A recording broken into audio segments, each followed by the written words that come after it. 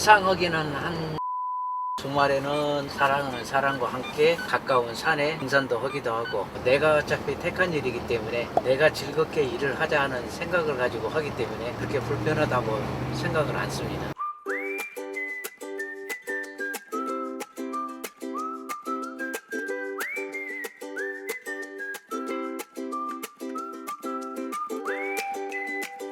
경기도 양주에서 짐을 실은 거고, 그 자재는 방음 쪽 자재인 것 같은데 공사 현장에 지금 내려주고 지금 다음 상차할 곳으로 움직이고 있는 중입니다. 동선은 없고요. 경기권, 인천권 내에서 적당한 가격, 차에 맞는 짐 그런 것이 있다면 콜을 연결해서 운행하기 때문에 지정되어 있는 동선은 없습니다.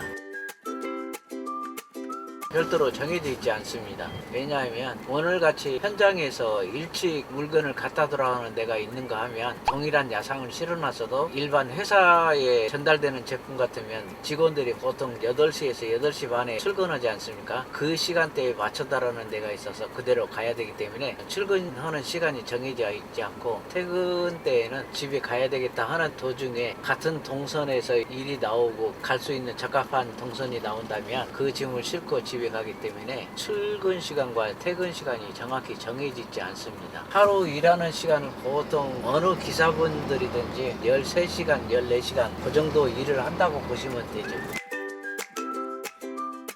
예를 들어서 야상 실어놨을 때 갖다 줘야 할 시간대가 좀 일찍 가야 할 시간이다 생각하면 저녁에 조금 일찍 자는 편이고, 여유 있는 시간대다 하면은 보통 10시 반 기준해서 잠을 잡니다. 아무리 못 자도 7시간은 자요. 자기 몸 관리가 잘 하는 편이다 보니까 일의 상황에 따라서 힘이 들겠다 싶으면 거기에 맞춰서 휴식을 취하기 때문에 그런 거는 그렇게 관여하지 않습니다.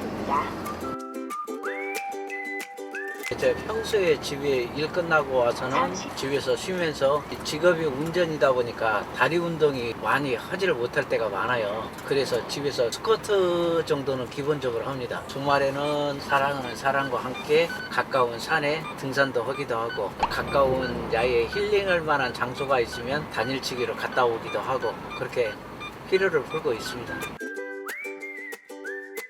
시골에서 늦은 나이에 상경해서 주로 서비스 쪽, 영업 쪽을 많이 일을 했었는데 어떠한 계기로 인해서 그 일을 그만두게 되었고, 생계를 위해서 건설 현장에 일도 1, 2년 정도 했고, 그러고 나서 일정한 수입이 뒷받침이 되지 않기 때문에 운전 직업을 선택하게 됐습니다. 본격적으로 한 지는 한 15년 정도 됐고요. 큰 차는 25톤 차, 덤프차, 레미콘 차 해봤고, 지금에 와서는 나이도 있고 몸에 무리가 가지 않게 하기 위해 작은 차 4톤 차 인카를 하고 있습니다.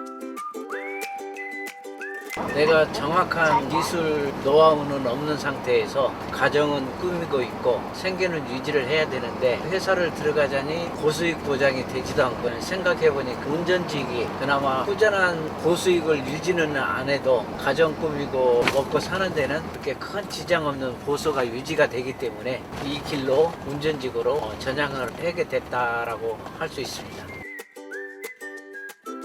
첫째 이유는 내가 자유롭게 내 시간대를 활용하면서 내 몸 지켜가면서 벌 수 있는 거는 그래도 홀바리가 좀 나은 것 같아서 좁은 소견에 그렇게 생각하고 결론을 내린 겁니다. 어느 회사로 이렇게 소속되어 있으면 그 소속된 만큼은 내 시간, 내 자유를 버리고 거기에 맞춰서 일을 해줘야 되는 게 정석입니다. 사람이 살다 보면은 어쩔 수 없이 쉬어야 되고 해야 되는 일들이 많습니다. 공공기관이나 은행이나 그런 데 보면은 본인이 아니면 안 되는 일들이 많습니다. 그런 일을 직장을 다닌다 했을 때 회사에서 간혹 한 번씩 빠진다면 어느 업체 사장님이 좋아할 사람은 없겠죠. 제약을 받지 않고 내가 볼 수 있는 일, 시간이 보장됐다는 거에 아주 장점이라고 볼 수가 있죠. 그런 거는 그렇게 생각해 보지 않았어요. 동일하게 일을 할 때 긍정적으로 생각하면 그 하루가 즐겁고 편안하게 일을 할 수 있는데, 부정적으로 생각하면 하루가 힘듭니다. 그래서 되도록이면 그냥 긍정적으로, 내가 어차피 택한 일이기 때문에 내가 즐겁게 일을 하자 하는 생각을 가지고 하기 때문에 그렇게 불편하다고 생각을 않습니다. 연락을 받고 A라는 지점에서 B 지점까지 10여 킬로 달려서 물건을 상차하러 갔습니다. 근데 회사에서 하차하러 온 차가 있어서 거기 그 차에다 그냥 실려 보냈다라고 말씀을 주길래 화물 알선소에 얘기를 했더니 그러면 그냥 빠져나와 달라. 그런 경우에는 보통 화물차들이 회차비를 받습니다. 화물차가 잘못 가가지고 한 게 아니고 알선소나 업체에서 잘못했기 때문에 그런 거에 한해서는 회차비 적은 차는 1, 2만 원이 되고 그 큰 차는 보통 한 5만 원까지는 받습니다. 그래서 차후에 그 일에 대한 정산을 해줄 때 그거를 줄 줄 알았는데 말이 없더라고요. 그래서 줄 때까지 한번 2, 3개월 더 한번 기다려보자. 나중에 물어봤더니 말선소에서는 기억을 안고 있더라고요. 본인 일이 아니다라고 돈이 들어가는 일이 아니라고 그렇게 무관심하냐. 잘 기억해서 한번 이 얘기를 해줘라 그랬더니 그렇게 그 작은 것까지 이렇게 따져서 돈을 받으려고 그러면 거래처 업체를 알선을 못한다 그러면서 딱 잘라버리더라고요. 기름값은 지금 말 그대로 천정부지로 올라가고 있고 화물업계의 운송료는 일은 적고 화물차는 많다 해서 가격은 사정없이 내려가고 있고 그 중간에 화물 알선소에서 가격을 너무 좀 적게 준다. 그렇기 때문에 유가는 올라가고 우리 일은 줄어들고 화물 운송료는 내려가고 쉬운 예로 여기 인천 가자동에서 지금 곤지암을 갈 건데 기름값, 시간, 경비 빼고 감안했을 때 제가 콜 정한 가격이 13만 원입니다. 그러면 오고 가고 아무리 못 걸려도 3시간 이상 소요되거든요.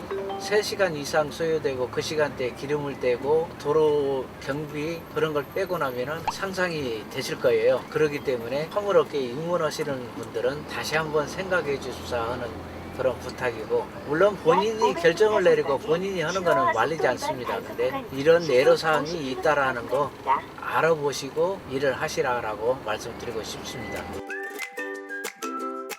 콜바를 앱을 깔잖아요. 저 같은 경우에는 24시 원콜 그 두 개를 깔았는데 기능을 설정을 잘 해놓으면 두 가지 앱을 앉아서 계속 번갈아서 볼 게 아니고 한 가지만 보고 있어도 나머지 한 가지는 나의 적합한 일이 되면은 화면에 딱딱 띄워줍니다.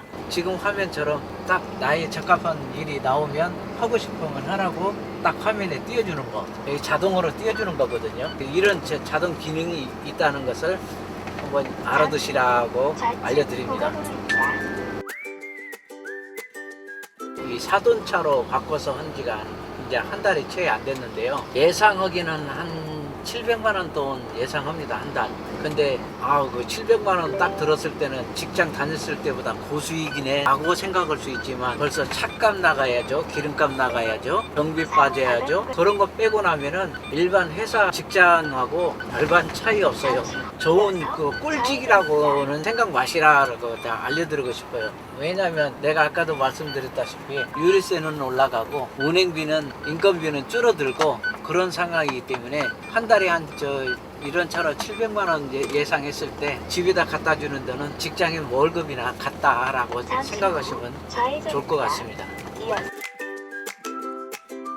좋은 일을 끊었고 그냥 경험에 의해서 말씀드리자면 승용차와 화물차에 짐 실었을 때의 배동거리는 분명히 확연하게 틀립니다. 항상 뭔 일을 하든지 돈도 중요하지만 안전하고 생명이 우선이니까 급하게 생각 말고 안전하게 운전하시라. 그리고 짐을 실었을 때는 어떠한 짐이 됐든 간에 커브길을 돌 때는 원심력이라는 것이 모든 물체에는 다 생기지 않습니까? 그 원심력을 항상 생각하고 커브를 돌아야지 처음에 경험이 없던 사람들은 아차하고는 커브를 틀다가 짐을 다 쏟아버리는 경우가 많습니다. 그런 경우를 간혹 봤고요. 항상 조심해서 잊지 말고 운전하시라. 신경을 써서 운전하다 보면 그래도 문제 없을 것 같습니다.